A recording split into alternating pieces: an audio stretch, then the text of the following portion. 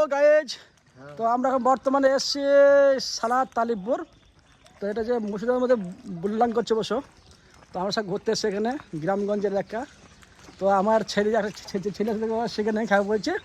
তা আমরা ধরতে গিয়ে দোকান দিকে, ঠিক আছে?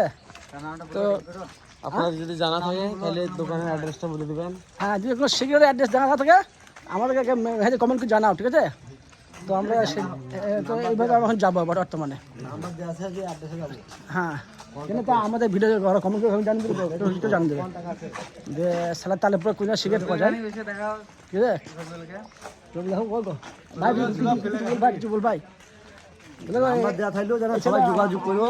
আমার ভাই পাইছি না ওই ছেলেটাকে, এই ছেলেটা খুঁজে পাইছি না। ছেলে খুঁজে পাওয়া গেছে না, ছেলেটা ওদের ধারি গো বললা, ছেলে বিরাট বদমাস, ওখানে গেলে সমস্যা নাই, গায়ের লোক কমবে ভাইবো। ভাই কিছু বলো। হাই, আমরা ফিলহাল সালিয়ার তালিবপুরে এসেছি একটু ঘোরার জন্য।